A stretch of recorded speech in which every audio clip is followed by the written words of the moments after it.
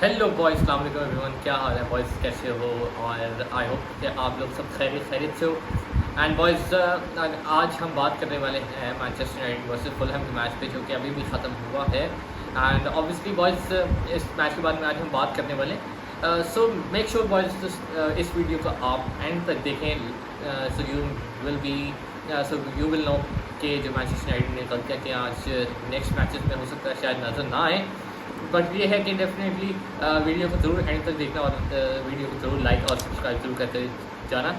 सो चलते हैं वीडियो की तरफ। तो बॉयज़, आज ऑब्वियसली मैनचेस्टर यूनाइटेड जो है फुलहम के ग्राउंड में खेल रही थी। ऑब्वियसली अवे खेल रही थी एट लंदन। सो फुलहम ने आई थिंक बड़ा अच्छा स्टार्ट लिया दोनों टीम्स ने। ऑब्वियसली 20 मिनट में I think it was even game, जहाँ पर दोनों साइड्स के पास चांसेस थे, they had shots. I think Manchester United के पास मोर क्लियर कट चांसेस थे than Fulham in the first half. अगर हम मैथ्यूस कूनिया के वो शॉट की बात करें, जो कि अल्टे बाइंडेर ने सीधा एक पास निकाला फ्रॉम हिज ओन गोल, और वहाँ से पास दिया है मैथ्यूस कूनिया को।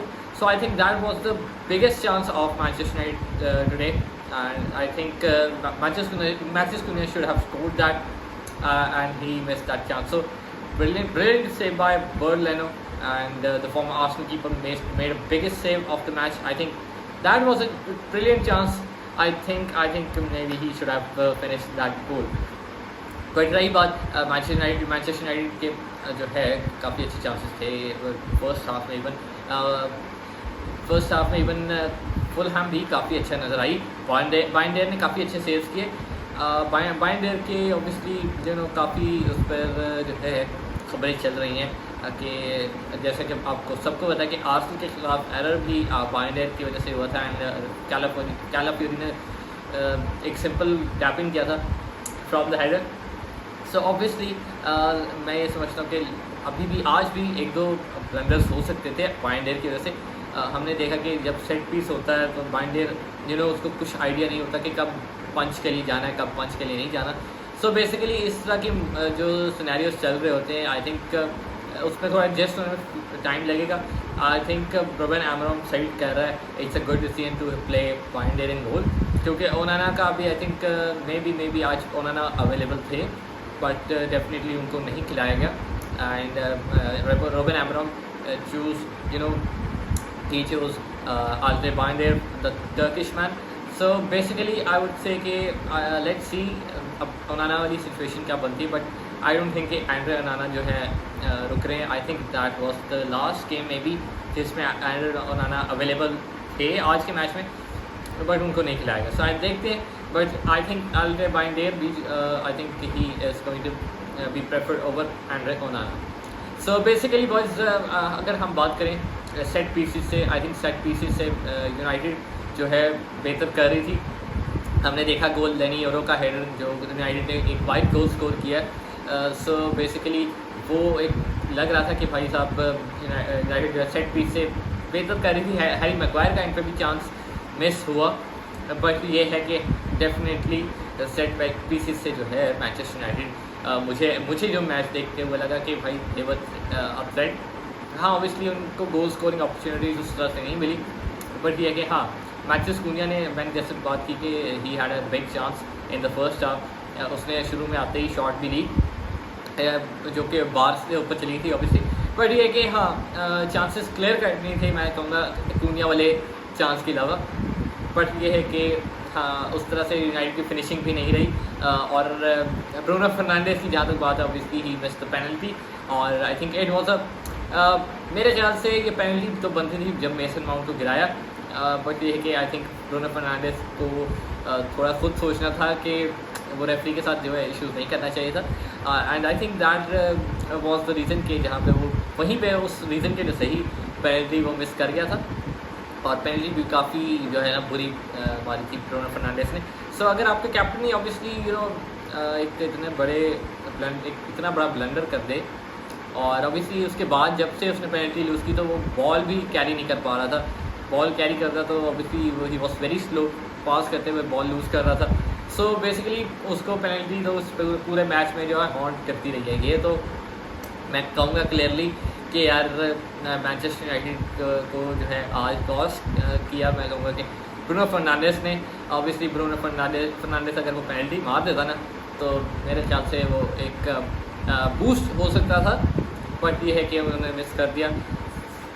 अब ये है कि ऑब्वियसली ब्रूनो फर्नांडिस को मे भी बेंच किया जा सकता था, क्योंकि ऑब्वियसली यार देखो, अगर आपका कैप्टन ने इतना ऑब्वियसली कैप्टन का काम तो ये है कि आपको फ्रंट से लीड करे, पर यार अगर इतना ब्लंडर मार दे और इतने बॉल लूज़ करना शुरू हो जाए, पोजीशन लूज़ करना शुरू हो जाए, सो बेसिकली मैं समझता हूँ कि उसको फर्स्ट हाफ के बाद सब कर देना चाहिए था। आई डोंट नो रूबन अमराम के ऑब्वियसली दिमाग में ये कि ब्रूनो फर्नांडिस जो है कैप्टन है, लीडर है, सो उसने उसको सब्स्टिट्यूट नहीं किया। बट ये है कि हाँ, एक बिग चांस था ब्रूनो फर्नांडिस के पास तो मे बी अगर वो गोल कर देता हूँ, मे बी मैनचेस्टर यूनाइटेड ये मैच जीत जाती। बट ये है कि हाँ, डेफिनेटली आई थिंक फुलहैम के लिए आई थिंक चेंजेस बड़े अच्छे रहे। एमिल स्मिथ रोव जैसे ही आए हैं, तो ये वो भी का एक लवली क्रॉस था जिस पर राहुल हेमिनेस ने राहुल हेमिनेस चाह रहे थे कि एक टच ले लिया जाए जिससे शॉट चली जाए गोल के अंदर, बट एमिल स्मिथ रोव के पास obviously one of the former Arsenal players and he made the in behind run, जिसकी वजह से जो एक सिंपल फिनिश मिला एमिल स्मिथ रोव को। So basically boys I think Fulham में भी जो है ये मैच हार भी सकती थी और मे भी जीत भी सकती थी, क्योंकि फर्स्ट हाफ में आल्देबाइंडर ने काफ़ी क्रूशल सेव्स भी किए जो कि नहीं भूलने चाहिए। सो बेसिकली यार बॉयज ये मैच जो है ऑब्वियसली 1-1 फिनिश हुआ एंड मैनचेस्टर यूनाइटेड मैं कहूँगा कि अभी भी एक स्लो स्टार्ट लिया है, 1-1 ड्रॉ। अब हम बात करें तो बेंजामिन शेस्को थोड़ा सा एडजस्ट हो रहा है। आज भी देखा कि लाइक मेरे ख्याल से ही वॉज डिसेंट। डायलो के क्रॉसेस अगर थोड़े बेहतर होते मे बी कोई चांस बन सकता था फॉर बेंजामिन शेस्को, बट ये कि बेंजामिन शेस्को ने आज आते ही एक टच किया I think inside the box of opposition half. So ये कुछ चीज़ें जो देखने वाली हैं एंड ऑब्वियसली उसमें थोड़ा सा एक मोमेंट था जहाँ पे ब्रूनो फर्नांडिस को पुल किया गया। सो वहाँ पर आई थिंक 3 लोगों के दरमियान उसने बॉडी लगा के बॉल को शील्ड किया। So that was a good play. मेरे साथ से he is slowly getting adjust हो रहा है, और जैसे हमने पहले भी ये बात की थी कि वो एडजस्ट होगा, आहिस्ता एडजस्ट होगा। ये नहीं कि वो सीधे आते हैट्रिक्स मारना शुरू कर दे। ऑब्वियसली यार मैनचेस्टर यूनाइटेड को भी थोड़ा सा बिल्डअप करना पड़ रहा है। ऑब्वियसली ये है कि रूबन अमराम अब नई साइनिंग्स और नए प्लेयर्स को लेके आ रहे हैं। सो बेसिकली यही है कि यार थोड़ा टाइम ज़रूर लगता है, एक बिल्डअप हो रहा है पूरे क्लब का। So I think it was a decent game from the both sides. Fulham ने भी दूसरा ड्रॉ किया, लास्ट वीक भी उन्होंने ड्रॉ किया था। सो ये है कि हाँ, आज भी उन्होंने अपने अब पहला होम मैच खेला और उसमें उन्होंने ड्रॉ किया। सो बेसिकली बस आज की वीडियो मेरे ख्याल से it was very short review about the game. So basically इसी पर ही हमने बात करनी थी एंड ऑब्वियसली ये है कि मैनचेस्टर यूनाइटेड को विनिंग मोमेंट्स और विनिंग मैचेस की तरफ आना पड़ेगा, क्योंकि अगर इतने स्पेंडिंग्स करके भी आप अगर ड्रॉ निकाल रहे हो या हार रहे हो तो मेरे ख्याल से काफ़ी मुश्किल हो जाएंगी चीज़ें। बट ये है कि मैं समझता हूँ कि रूबन अमराम को टाइम देना ज़रूरी है। सो बेसिकली मैं यही समझता हूँ and Patrick Dorgu I think he was very good in the game. So ये है कि यार बॉयज़ आज की वीडियो यहीं तक थी एंड अगर आपको कुछ चीज़ें समझ ना लगी हो इस बारे में, और अगर आप कुछ पूछना चाहो या कुछ आपके मेरे एग्रीमेंट्स वो ना कर रहे हो, सेम पेज पर ना हो, so you can definitely share your thoughts in the comment section and definitely I will read all of the comments. So boys, make sure that aap you like the video and share the video as well and do hit the subscribe button. So मिलते हैं boys अगली live stream में, अगली video में. Till then, take care. Allah.